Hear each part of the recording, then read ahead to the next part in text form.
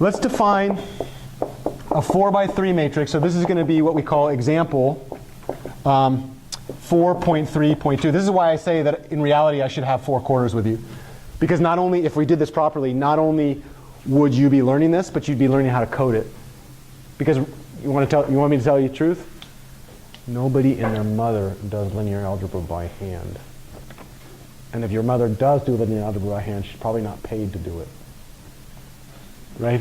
She's probably doing it for fun, which in case I'd love to talk with her about what she's doing so I can learn from her, right? Yeah. Okay, so let's define a 4 by 3 matrix. A, negative 1, 1, negative 1, 0, 0, 0, 1, negative 1, 0, 0, 0, 1, sugar. Yeah, 1, negative 1. So this is now a 4 by 3 matrix. Suppose we want to double column 1. Okay, so question. If we're thinking about A coming from a modeling context, does anybody know what modeling context this came from? Spring mass system with how many masses and how many springs? 4 springs and 3 masses. Oh my God. What stuff have you been learning? Who have you been talking to? This is awesome. I like this. Yeah, it could be an infinite graph for a direct. In that case, how many nodes, how many edges? 3 nodes and 4 edges. Yep. Okay, suppose we want to double the first column of A and do nothing, do no thing to the rest of the matrix. In other words, we want to do work on the columns of our matrix that arose from a modeling problem. So this comes from the modeling problem, right? That's the stuff that we're given based on the physics of the problem or whatever, the computation of the problem, whatever, however that comes up. Now we want to do some algebraic work. What algebraic work do we want to do? We want to double the first column and then do nothing. Does that mean zero out the second column? Is zeroing out the second column doing nothing? Multiply by 1. Okay. Multiply by 1. Okay. If I want to change the columns, which side do I multiply on? Oh my God, it's like somebody is teaching you how to do that. That's fucking weird. Yeah, that's right. So now we have the whole idea that I'm going to multiply on the right by a particular matrix. And I might actually go ahead and say that that matrix is going to be the dilation matrix whose first entry is 2. I should have had you construct that for yourself, but I've gotten so much resistance on this idea that multiplying on the right should be equal to multiplying on the left that I'm going to take that little joy away from you.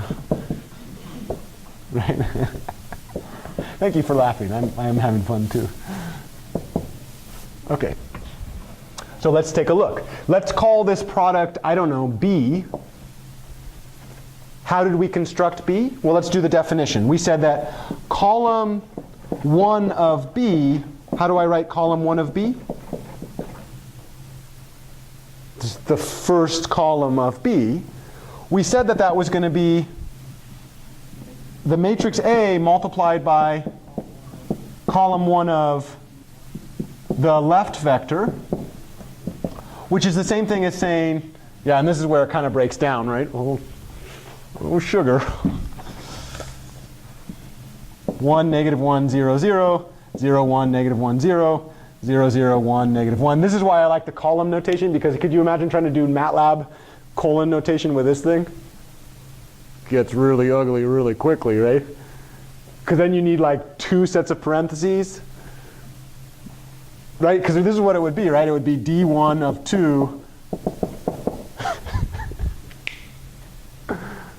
Nobody else is having fun with that. All right, fine. All right, what's the first column of the matrix D1 of 2? 2, 0, 0. Now what? This is a matrix vector multiplication problem. This is 2 times the first column of A plus the best scalar I could ever hope for having to do multiplication in my mind, right? It's not the best scalar I could ever hope for to get paid.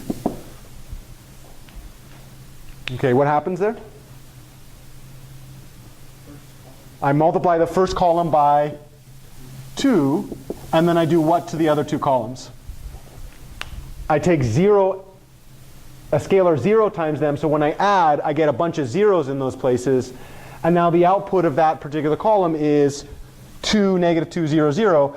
I stored the output in the first column because it was generated by the first column of my right-hand vector. So this is a pointer that it tells me where I want to store that product, right? Let's do the next one. I might leave that up because I want to refer back to that. And I love this. ACLU, that's awesome. I endorse this message. That somebody put that on the board. I think that's a good thing at this. What is that? What is that called again? The American Civil Liberties Union? They do a lot of work for free speech. I think it's a cool thing. Okay, so let's do what we said, column 2, which is going to be the second column, I should probably spell that right, of the matrix B. What did we say about that? It was going to be my entire matrix A multiplied by the second column of whatever was on my right. Why am I doing this by columns? Because the modeling thing started on the left, and then I chose to do algebraic work by multiplying on the right, so I'm thinking about the thing on the left as passive, which means I'm thinking about chopping it up into columns. What's the second column of my matrix D1? And perhaps maybe I should just jump to the 1, negative 1, 0, 0, 0, 1, negative 1, 0, 0, 0, 1, negative 1. Don't be lazy. I have some students that like to be lazy and don't like to write it all down. If I can do it, you can do it better. Just got to work as hard as I do. Now what? Yep. Now what? Yeah, that's right. They don't pay me extra for that love and care. I do it for free. That comes from my heart. Okay, now what? Yeah, did you notice what happened? What did that thing do if I was thinking about? It picked off the second column. And that's the really nice thing about doing this. If I did this entry by entry, I would never have seen that structure. Right? Because entry by entry, what I would have done, like let's go ahead and try to do this thing entry by entry. And then I want you to go, okay? And like make it sound as like just excruciatingly boring and ugly and painful as you possibly can, okay? Let's go entry by entry. 1 times 0 plus 0 times 1 plus 0 times 0. What is it? Yeah. Negative 1 times 0 times 1 times 1 plus 0 times 0. I don't think it's 0, is it? You lied to me. Yeah. I mean, there you see it, though. We could have gotten in a lot of trouble there, right? And then 0 times 0 plus negative 1 times 1 plus 1 times 0. Negative 1. 0 times 0 plus 0. It's legit, right? Because what happens is we're looking at that in scalar space, and so there's no structure there. There's no intuition about what's happening. We're thinking about each one as just like, are these algebraic operations hard? No, they're super easy, but they're freaking tedious, right? What's the last column of my output? The last column of my output is the entire matrix multiplied by the third column. And how would I have known that that this product was going to be stored in column 3? So if let's say that I didn't tell you where it was going to be stored, how would you know where to store it?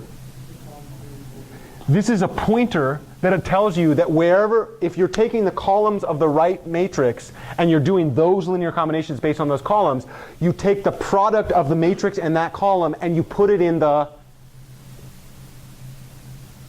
same column as the one that you started with, right?